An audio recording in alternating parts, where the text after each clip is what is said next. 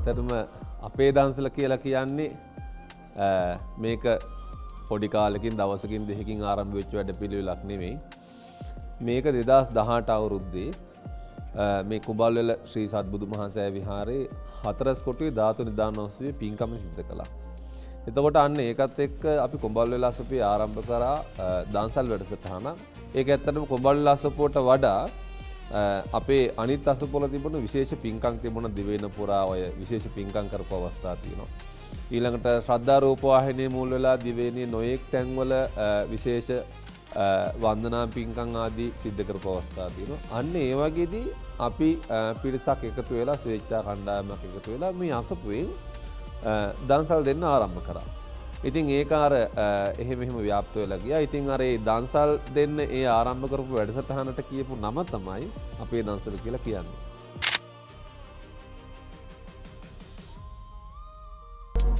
ඇත්තටම දැන් මෙතනට එන හැමෝටම දැන් අපිට මේ දන්සල දෙන එකෙන් අරමුණු කිහිපයක් තියෙනවා. එකක් තමයි අපි දන්නවා මේ එන පාර බදුල්ල කොළඹ ප්‍රධාන පාරේ ඉඳන් කිලෝමීටර් 4.5ක් විතර උඩට ගෙවාගෙන එන්න ඕන. එතකොට සමහර දවස් තියෙනවා මේ තියෙන පාරේ ස්වභාවයත් එක්ක සෙනග වැඩි දවස්වලට මාර්ගයේ තදබදයක් තියෙනවා. ඊළඟට මෙතනට ආවට පස්සේ මිනිස්සුන්ට සමහර අයට අර තේ එකක් බොන්න සමහර වෙලාවට ඔය බස් වල අම්මලා එනවා ගම් වලින් තමන් ළඟ තියෙන පොඩි මුදලක් එකතු කරගෙන පිරිසක් එක්ක නඩයක් එකතු කරගෙන එනවා. ඒන අම්මලාට කඩෙන් වියදම් කරලා කන්න සමහරලාට එහෙම මුදලක් නැති දුෂ්කර පළාත් වලින් එන මිනිස්සු අපිට ගොඩාක් හම්බෙලා තියෙනවා. මොකද මේ දුප්පත්කමේ දිගපළල අපිත් දන්න. මොකද අපිත් එහෙම පොඩි කාලේ ගොඩාක් දුක් විඳලා තියෙනවා. ඉතින් ඒකත් එක්ක අපි කතා වුණේ ස්වාමීන් වහන්සේලා විදිහට මේ එන මිනිස්සු වෙනේ මොන හරි පහසුකම සලසන්න ඕන කියලා. ඇත්තට මේක අපේ හිතේ ඇතිවෙච්ච අදහසක් නෙමෙයි. ඒක අපේ ලොකු සාන්නාංශයේ හිතේ ඇතිවෙච්ච අදහසක්. ලොකු සාංශයක අවස්ථා කීපයකදීම කියලා තියෙනවා. මෙහෙට වඩින හැම මොහොතකම කියලා තියෙනවා. අනේ පව් මේ එන මිනිස්සුන්ට මොනවා හරි දෙන්න වැඩ පිළිවෙලක් හදමු කියලා. ඒක ලොකු සාංශයේ හිතේ බොහොම තදර තිබුණ කාලේ කියලා. නමුත් මෙතන තිබ්බ පරිසරෙත් එක්ක සෑයේ විහාරයේ ඉදිකිරීම කටයුතු කරගෙන යනකොට ඒක කරගන්න අවස්ථාවක් තිබුණ නැහැ. කියන දිනපතා දෙන්නේ. ඊට පස්සේ මේ සෑයයි විහාරේ විවෘත වුණා 2024 අගෝස්තු මාසේ.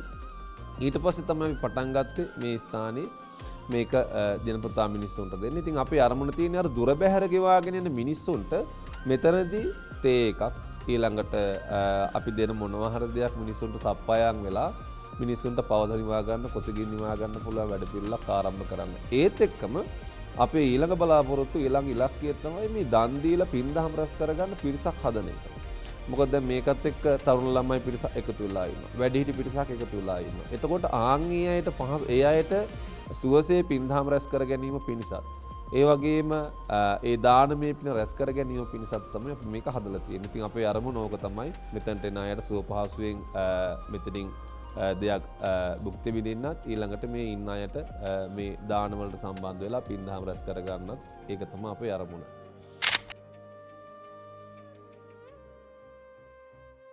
ඇතරම බුදුරජාණන් වහන්සේ දානය සම්බන්ධයෙන් දේශනා කරලා තියෙන විදිය බැලුවහම ගොඩාක් සූත්‍ර දේශනා තියෙනවා දානය සම්බන්ධයෙන් නොයෙක් විදියට විග්‍රහ කරපු. හරියම ලස්සන දේශනා තියෙනවා. මම හිතන්නේ ගොඩාක් මිනිස්සුන්ට අර බුද්ධ දේශනාව පරිශීලනය නොකරන නිසාම දානය සම්බන්ධයෙන් තියෙන හරිය ලස්සන දේශනා මග ඇරලා තියෙනවා. එතකොට අපේ ලොකු ස්වාමීන් වහන්සේ සූත්‍ර පිටකයේ සිංහලට පරිවර්තනය කරලා තියෙනවා. සහ දානය සම්බන්ධයෙන් තියෙන ගොඩාක් දේශනා ලොකු ස්වාමීන් වහන්සේ විසින් සිද්ධ කරලා තියෙනවා. මම හිතන්නේ අපේ මිනිස්සු ආන්ගිම පරිශීලනය කරනවා නම් මේ දන් දෙන විදිහ ගැන සහ දානි විපාක ගැන ගොඩාක් දැනගන්න පුළුවන්. දානය සම්බන්ධයෙන් හරිය ලස්සන විස්තරයක් තියෙන එක තැනකදී බුදුරජාණන් වහන්සේ දේශනා කරනවා පින්වත් මහණෙනි බෙදා හදාගෙන අනුභව කිරීමේ විපාක බෙදා හදාගෙන අනුභව කිරීමේ වටිනාකම බුදුරජාණන් වහන්සේ තරම් දන්නවා නම් මේ මිනිස්සු තමන් කන බත්පතෙන් කොටසක් තව කෙනෙකුට නොදී අනුභව කරන්නේ නැහැ කියලා. එතකොට බුදුරජාණන් වහන්සේ තමයි දන්නේ දානි විපාක කොයි වගේද කියලා. බුදුරජාණන් වහන්සේට තමයි අවබෝධය තිබුණේ. එතකොට මේ සීල ලෝකයන් අවබෝධ කරපු අපේ ශාස්ත්‍රඥ වහන්සේ දානය ගැන මනාකොට දේශනා කරලා තියෙනවා. අනිත් එක තමයි දානය සම්බන්ධයෙන් තව කාරණයක් තියෙනවා. යම් විදිහකටද දෙන්නේ ඒ විදිහට ලැබෙන්නේ. දානයට ඒ කියන්නේ දානයට අයිති ධර්මතාවයක් තියෙනවා. යම් විදිහකටද දෙන්නේ ඒ විදිහට ලැබෙන්නේ. එතකොට බුදුරජාණන් වහන්සේ දේශනා කරනවා දානි දෙද්දි සත්පුරුෂ විදිහට දෙන්න. ලෝකේ තියෙනවා සත්පුරුෂ විදිහට දෙන්නත් පුළුවන් අසත්පුරුෂ විදිහට දෙන්නත් පුළුවන්. එකම දානි. එතකොට සත්පුරුෂ විදිහට දානීය පූජා කරද්දී දානීය දෙද්දී ඒකේ විපාක බුදුරජාණන් වහන්සේ වෙන වෙනම දේශනා කරනවා. මම ඒකට හොඳම උදාහරණයක් කියන්න. පේතවත් විමානවත් වල එක සිදුවීමක් තියෙනවා. මුගලන් මහරහතන් වහන්සේට ප්‍රේතෙක් හම්බ වෙනවා. මේ ප්‍රේතයා ගොඩාක් දුකසේ ඉන්නවා. මුගලන් මහරහතන් වහන්සේ අහනවා නුඹ කවුද? කුමන පවක විපාකයක්ද මේ විඳින්නේ? ඊට පස්සේ කියනවා අනේ ස්වාමීනි මම මේ ප්‍රේත ලෝකෙට ගිහලා දුක් විඳින ප්‍රේතෙක්. මෙයා යනවා අර උපවනාන්තරයට උග්දණ්ඩක් අනුභව කරන්න කියලා. එතකොට මෙයා යනකොට අර මෙයා කියනවා අර උග්ගස්වල තියෙන කොළවලට මෙයාගේ ශරීරය කැපෙනවා. ඒ නිසා ගොඩාක් දුක් විඳිනවා කියලා. මුගලන් මහරහතන් වහන්සේ දකිනවා මෙයාගේ සිද්ධිය මොකක්ද කියලා. මොකක්ද සිද්ධිය? මේ මිනිස්සයා කලින් මේ ප්‍රේතයා කලින් ජීවිතේ මනුස්ස ලෝකේ ඉන්නේ. මෙයා උග්දණ්ඩක් හපහපා යනවා. පිටිපස්සේ මිනිස්සෙක් කියනවා අනේ මිත්‍රේ මටත් ඔකින් කෑල්ලක් දෙන්න කියලා. දෙන්නේ නැහැ. හපහපා යනවා. ආයෙ ඉල්ලනවා. දෙන්නේ නැහැ. නැවත ඉල්ලනවා. ඊට පස්සේ ඉඳා කාපන් කියලා වෙල පිටිපස්සට දික් කරනවා. ඊට පස්සේ මුගලන් මහරහතන් වහන්සේ දේශනා කරනවා ඔබට උග්දණ්ඩක් කන්න ඕනි නම් ඕක අනුභව කරන්න ඕනි නම් කොහොම කන්න බෑ. ඔබ පිටිපස්සෙන් පිටිපස්සට ගිහිල්ලා අත දික් කරන්න. එතකොට ඔබට ඔය උග්දණ්ඩු අනුභව කරන්න පුළුවන්. එතකොට පේනව නේද අපි දෙන්නේ යම් විදියකටද ලැබෙන්නේ ඒ විදියට. ඒකයි බුදුරජාණන් දේශනා කරන්නේ. යාදිසේ වපති බීජ යම් විදියකටද වපුරන්නේ තාදිසේ හරිතේ පලං ඒ විදිහටම තමයි අස්වැන්න ලැබෙන්නේ. ඒ හින්දා අර වී වපුරපු කෙනාට උඳු ලැබෙන්නේ නැහැ. උඳු වපුරපු කෙනාට වී ලැබෙන්නේ නැහැ. වී වපුරපු කෙනාට වී ලැබෙනවා උඳු වපුරපු කෙනාට උඳු ලැබෙනවා. ඒ හින්දා අපි යම් විදිහකටද දානීය විදිහට මේ දේවල් වපුරන්නේ අපිට ලැබෙන්නේ ඒ විදිහටයි. ඒ නිසා දන් දෙන්නේ සත්පුරුෂ විදිහට දෙන්න ඕන. අසත්පුරුෂ විදිහට දෙන්න හොඳ නැහැ. සත්පුරුෂ විදිහට දෙන විදිහ බුදුරජාණන් වහන්සේ දේශනා කරනවා දාන් දෙනකොට තමන්ගේ සියතින් දෙන්න ඕන. ඊළඟට දන් දෙද්දි ශ්‍රද්ධාවෙන් දෙන්න ඕන. දන් දෙද්දි සකසලා දෙන්න ඕන. කියන්නේ සකස් කරන්නේ නැතුව දෙන්න එපා කියලා. එතන මේ විදිහට බුදුරජාණන් වහන්සේ නොයේක් විදිහට දානය ගැන විග්‍රහ කරලා තියෙනවා. ඉතින් ඒ නිසා මම කියන්නේ අර මිනිස්සු දානය සම්බන්ධ තියෙන බුද්ධ දේශනා පරිශීලනය කරොත් මිනිස්සුන්ට ගොඩාක් පින් දහම් රැස් වෙන විදිහට ඒ දානීය පින රැස් කරගන්නත් පුළුවන්.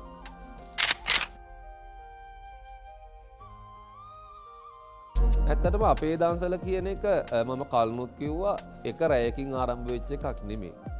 මට මතක විදිහට 2016 අවුරුද්දේ වගේ ඇත්තටම අපේ අසපුවක නෙමෙයි මුලින්ම දන්සල් දුන්නේ. මම මේක ගොඩක් තැන්වල කියනවා ඇහුවට පස්සේ කට්ටිය. අපි මුලින්ම දන්සල් දුන්නේ සිරිපාදේ අඩවියේ. ඒ කියන්නේ අර මම සිරිපාදේ වඩිනකොට ඔය පඩිපෙළේ මහන්සියලා වඩිනකොට ඉතින් මම දකිනවා මිනිස්සු සමහරලාට හරියට වෙහෙසටපත් වෙලා යනවා. ඊට පස්සේ සමහර ආච්චිනා අර පොඩි ලී කෝට්ටක් කැන යනවා. ඉතින් ඒක සමහරලාට හයිය නැහැ. මං මගේ කුඩේ දීපු අවස්ථා තියෙන සමහර ආච්චිලට වාරුවට. ඉතින් මං කුඩේ දීලා වෙල මම හිමිසට නගිනවා. ඊට පස්සේ මට හිතුණා ඊළඟ වාරේ හැරමිටි දන්සලක් දෙන්න ඕනේ කියලා. අපි හැරමිටි 300ක් කුරුඳුලී වලින් කපලා හරි ලස්සනට හදලා වෙලා ගඟුල තැන්නේදී හැරමිටි දන්සලක් දුන්න මුලින්. එදා හිතාගත්තා එන මිනිස්සුන්ට මොනවා හරි කෑම දන්සලක් දෙන්න ඕන. ඊට පස්සේ මුලින්ම සිරිපාදේ ඔය සාමචෛත්‍යයේ තියෙන තැන අපි පාම්පෙති 16000ක් දුන්නා සීනි සම්බන්ධයෙන්. ඊට පස්සේ අපි ඊළඟ අවුරුද්දේ කඩල කිලෝ 300ක් දුන්නා ඒත් සාමචෛත්‍යයම. එතනින් පස්සේ අපි අද වෙනකන් වාර්ෂිකව සිරිපාදේ ඒ දන්සල දෙනවා. දැනට අපි ඒ දන්සල දෙන්නේ සිරිපාදේ මළුවෙන් දන්සල් විශාලාවක් හදලා තියෙනවා මහගිරි නම්බේ උඩම හරියේ. ඒ කියන්නේ මළුවට පඩිපෙළ 200ක් විතර යටින්. එතන අපි වාර්ෂිකව අප්‍රේල් මාසේ දවසක් ගිහ දාගෙන ගිහිල්ලා අපි හැම අවුරුද්දේ මේ දන්සල දෙනවා. එතකොට ඔය විදිහට ආරම්භ වෙච්ච එක අපි අසත්වක මුලින්ම දන්සලක් දුන්නේ මෙහි සත්බුදු සෑයේ හතරස් කොටුවේ ධාතු නිදානෝත්සවයේ තිබුණා. එදා රෑ අපි පොඩි රොටි තැටියක පොඩි අඩි 2.2 වගේ පොඩි රොටි තැටියක රොටි පුච්චලා ලොඩු මිරිස් එක්ක දන්සලක් දුන්නා. ඕක තමයි අපි අසපුවක කියලා මුලින්ම දීපු දන්සල. ඊට පස්සේ මට මතකයි දෙවනි රොටි දන්සල අපි දුන්නා ලොකු රොටි තැටියක් හදලා වෙල්ලා අපේ පොතුහැර අල්ගම මහමෙවුනා භාවනාසුපේ බෝධීන් වහන්සේ බුද්ධ ශාසනයට පූජා කිරීමේ පින්කමේදී එතනින් තමයි මේක ව්‍යාප්ත වුනේ. ඉතින් ඒ නිසා එතන ව්‍යාප්ත වෙච්ච එක අද මේ දක්වා මෙතනට ඇවිල්ලා තියෙනවා.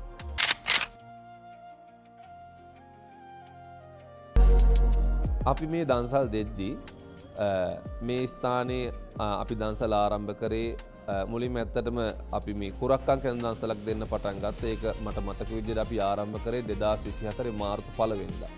එදා ඉඳන් හැම සෙනසුරාදාදම දන්සල දිගටම අපි දීගෙන ආව කුරක්කන් කැඳ එක. අපි මුලින්ම හැදුවේ කැඳ ලීටර් සාමාන්‍යයෙන් 400ක් 500ක් වගේ. නමුත් අද මේ වෙනකොට අපි කැඳ ලීටර් දවසකට හදනවා සාමාන්‍යයෙන් කැඳ ලීටර් 1600කට එහා ගිහින් හදනවා. එතකොට මුලින්ම අපි ඔය උඩ සංගාවාසි තියෙනවා පොඩි මඩුවක් ඔය බාසුන් හැලගේ වැඩවලට වමනා කරන බඩු ගෙනහල්ලා ගබඩා කරපු මේ ලොකු මඩුවක් තියෙනවා යකඩෙන් ගහපු. එතකොට ඒකේ තමයි සුද්ධ කරගෙන සෙනසුරාදාට ඉරදට අපි දුන්නේ. ඊට පස්සේ ලොකු ස්වාමීන් වහන්සේ කිව්වා මේ දන්සලට අපි වෙනම තැනක් හදලා දෙමු කියලා. ලොකු ස්වාමීන් වහන්සේ තමයි මේ තැන යෝජනා කරේ මෙතන හොඳයි කියලා. ඊට පස්සේ අපි කෙටි කාලයක් තුල මාසයක් වගේ කෙටි කාලයක් තුල මේක හදලා පටන් ගත්තා. ඉතින් ඒ වෙලාවේ ලොකු සංසි හදවතින්ම සෙත් පැතුවා මේ කටයුත්ත සාර්ථකව සිද්ධ කරගන්න ලැබෙන්න කියලා. ඉතින් මේක අපි දිනපතාම කරගෙන යනකොට අපි මෙතනින් එළියේ අපි දන්සල් කීපයක් දෙනවා. එකක් තමයි මහමෙවුනාවේ වාර්ෂිකව කරන ලොකුම තරුණ වැඩසටහන යොවුන් දහසක් මත පෙබරවාරි මාසේ තියෙන්නේ. එතකොට ඒකට තරුණ ළමයි සාමාන්‍යයෙන් 12000ක් 15000ක් අතර පිරිසක් ඒකට සම්බන්ධ වෙනවා.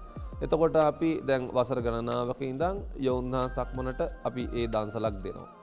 ඊළඟට සිරිපාදේ දන්සල දෙනවා. ඊළඟට අපි ස්ථීරව දෙන තව දන්සලක් තියෙන. ඒ තමයි හැම අගෝස්තු මාසෙම සේරුවාවිල මංගල රජ මහා විහාරයේ නිකිණි පුණ්‍ය මහෝත්සවය එනවා.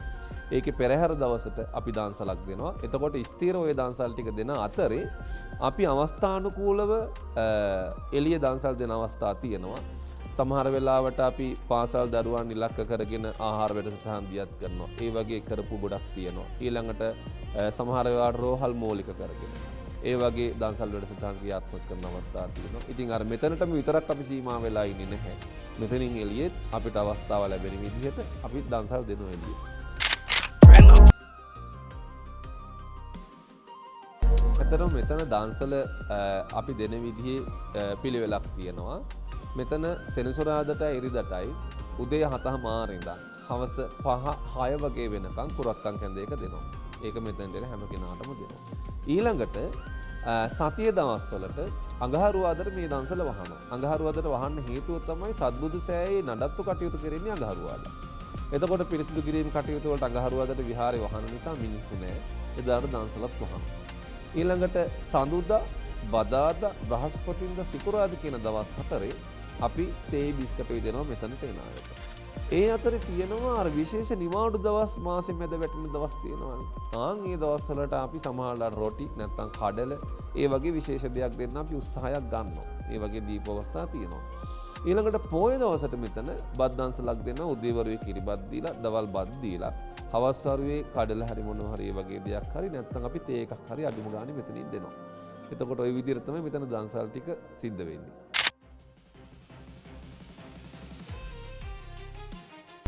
ඇත්තටම මෙතනට අපිට අමතර ලාභයක් ලැබිලා තියෙනවා. ඒ තමයි අපේ රටේ සංචාරක කර්මාන්තය. මේ සත්බුදු සෑය නරඹන්න සහ සහ මේ ස්ථානයට ගොඩාක් වෙනවා විදේශීය සංචාරකයෝ. ලොකු ප්‍රමාණයක් වෙනවා. එතකොට ඒ අය මෙතනට ඇවිල්ලා භාවනා කරලා ගොඩාක් සතුටු වෙලා යනවා. අපි ඒ වෙනුවෙන්ම ස්වාමීන් වහන්සේලා නිතර නමක් කැප වෙලා ඉන්නවා. ඉතින් ඒ සංචාරකයන්ගෙන් යම් පිරිසක් මෙතනට එනවා. ඒ ආවහම ඒ අය මෙතනට ඇවිල්ලා තේ එකක් කෝපි එකක් බොනවා. එතකොට අපි ඇතුළට එනකොට මෙයාලව බොහොම ආදර ගෞරවයෙන් පිළි අරගෙන ඇතුළට එක්කන් වෙලා අපි අහන ඔයාට ඕන කෝපි එකක්ද තේ එකක්. ඉතින් එයාගේ රුචිකත්වය අනුව තේ එකක් නම් තේ එකක්, කෝපි එකක් නම් කෝපි එකක් හදලා දෙනවා. විශේෂයෙන්ම කියන්න ඕන මෙතනට එන හැමෝටම අපි ගුණාත්මක භාවයෙන් යුක්තව ප්‍රමිතියෙන් යුක්තව ආහාර ලබා දෙන්න හැම වෙලේම කියන්නේ තේ කොළ වේවා, කෝපි එක වේවා, ඊළඟට අපි ගත්ත කුරක්කන් කැන්දේකට පාවිච්චි කරන අමුද්‍රව්‍ය වේවා, මේ හැම එකම ප්‍රමිතියෙන් යුක්ත ඒවා.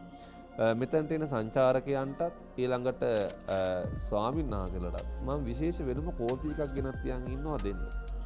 එතකොට මොකද ඒකට හේතුව ඒ අය අපේ රටට එන්නේ ආගන්තුකව. රටට එන්නේ ආගන්තුකව ගොඩාක් දුර බැහැර ගෙවන්න.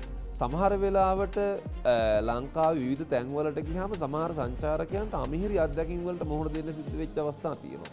හැබැයි මෙතනට ආවට පස්සේ අපිට අවශ්‍යයි අපේ රටේ නම, අපේ මිනිස්සුන්ගේ තියෙන ගුණවත්භාවය, අපේ මිනිස්සුන්ගේ තියෙන ක්වොලිටිය ලෝකෙට කියන්න. ඉතින් ඒකට හොඳ තෝතැන්නක් මෙතන. ඒ එන සංචාරකයෝ ගොඩාක් අය සතුටු වෙනවා සහ අපිට ගොඩාක් ප්‍රශංසා කරලා යනවා. ඔයාලගේ මේ සත්කාරය අපිට ලොකු දෙයක් වුණා කියලා. ඉතින් ඒක තමයි අපිට තියෙන සතුට. ඊළඟට කියන්න ඕන ස්වාමීන් වහන්සේලා. විශේෂයෙන්ම ලංකාවේ ගොඩාක් විහාරස්ථානවලින් ස්වාමීන් වහන්සේලා මෙතනට වඩිනවා. පුද්ගලිකව කිව්වොත් මේ දොරෙන් ස්වාමීන් වහන්සේ නමක් ඇතුල් වෙද්දි මට හරි සතුටක් දැනෙනවා. මොකද ස්වාමීන් වහන්සේලාට උපස්ථාන කරන්න අපිට අවස්ථාවක් ලැබෙනවා. මෙතන වැඩ කරන අපේ ළමයි ටික ඉන්නවා මේ දන්සලේ කටයුතු කරන. ඒ ළමයි බොහොම ආදර ගෞරවයෙන් සංඝයාට උපස්ථාන කරනවා. ඉතින් ඒ විදිහට අපි ඒ ළමයිව මෙතන හදලා තියෙනවා. ඉතින් ඒ ළමයි බොහොම ආසාවෙන් බොහොම කැමැත්තෙන් වඩින හැම ස්වාමීන් වහන්සේනමකටම වන්දනා කරලා ගිලන්පස එක හදලා පූජා කරනවා. ඉතින් ඒ වෙලෙන් ස්වාමීන් වහන්සේලාට වෙනමම අපි පීරිස් කෝප් ඒ හැමදේම හදලා තියෙනවා. ඉතින් ඊළඟට ආගන්තුකව මෙතනට වඩින ස්වාමීන් වහන්සේලා වෙනුවෙන් අපි වෙනම වොෂ්රූම් එකක් හදලා තියෙනවා ස්වාමීන් වහන්සේලාගේ පරිහරණයට. මොකද ඇත්තටම සමහරක් ස්වාමීන් වහන්සේලා අපි දකින්නවා නොඑක් විදිහට අපහසුතාවයට පත් වෙනාට පොදු තැන් වලට ගියාම. ඉතින් මෙතන අපි මේ හැම පහසුකමක්ම හදලා තියෙනවා. ඉතින් ස්වාමීන් වහන්සේලාත් බොහොම සතුටින් ගිලන්පස වළඳලා අපිට සෙත් පතන ආශිර්වාද කරලා යනවා. ඇතරම ගොඩක් අය අපෙන් අහන කාරණයක් තමයි දැන් Facebook එකේ අපේ දන්සල Facebook පිටුව තියෙනවා. එතකොට ඔයකට ගොඩක් අය කමෙන්ට් කරලා අහනවා අපිත් කැමති දන්සල් වලට දායක වෙන්න කොහොමද කියලා. එතකොට අපේ දන්සලේ දුරකථන අංක දෙකක් තියෙනවා. ඒ දුරකථන අංක දෙක ඔබ තිරේ දිස් වෙනවා. එතකොට ඒ දුරකථන අංක හරහා අපේ දන්සලේ කටයුතු කරන ඒ ළමයිව සම්බන්ධ කරගෙන දන්සල් වල විස්තර දැනගන්න පුළුවන්. ඊළඟට තව සමහර අය අපෙන් අහනවා මේ දන්සල් වලට දායකත්වයේ දරන්න පුළුවන් ක්‍රමයක් තියෙනවද කියලා. අපේ දන්සලේ තියෙනවා නිල ගිණුමක් දන්සා සේවා අරමුදල කියලා ගන්න. ඇත්තරම දන්සා සේවා අරමුදලෙන් අපි ගොඩක් දේවල් කරනවා. ගොඩක් දේවල් කියලා කියන්නේ දැන් අපි මේ දන්සලේ කටයුතු එදිනෙදා කටයුතු වලට යන අමුද්‍රව්‍ය මිලදී ගැනීම සඳහා ඊළඟට ප්‍රවාහන වියදම් ආදී නොයෙක් වියදම් ප්‍රමාණයක් අපිට දෛනිකව මෙතනින් වෙනවා. ඊට අමතරව අපි සමහර වෙලාවට ඒ කියන්නේ අර මෙතනින් බාහිර රෝහල් වලට ඊළඟට පාසල් වලට ඊළඟට සමහර වෙලාවට අර උපකාර අත්‍යවශ්‍ය අයට අපි උපකාර කරන අවස්ථා තියෙනවා. ඉතින් ඒවටත් දන්සල් අරමුදලෙන් අපි උපකාර කරනවා. විශේෂයෙන්ම දැන් ඔන්න ශ්‍රද්ධා රූපවාහිනියෙන් ආරම්භ කරලා තියෙනවා අර මියන්මාරේ භූමිකම්පාවේ විපතට පත් වෙච්ච අයට උපකාර කරන්න වෙනම ගිණුමක් කරලා තියෙනවා. එතකොට අන්න ඒ වගේවට අපි අවස්ථානුකූලව දායකත්වය දෙනවා. ඉතින් දන්සල් අරමුදල කියන්නේ මෙතන දන්සලේ කටයුතු විතරක් නෙමෙයි එකකින් කරන්නේ. රටේ මොනවා හරි හදිසි ව්‍යසන වුණොත් ඒ වගේම උපකාර කරන්න ඒව අවශ්‍ය තැන් ආවොත් අපි ඒව අවස්ථානුකූලව බලලා වෙල්ලා අපිට තියෙන විදිහට අපි ඒකෙන් දායකත්වය දෙනවා. ඉතින් දන්සල් අරමුදල හරහා කැමති කෙනෙකුට ඕනම කෙනෙකුට එහෙම දායක වෙන්න පුළුවන් අවස්ථාවක් තියෙනවා.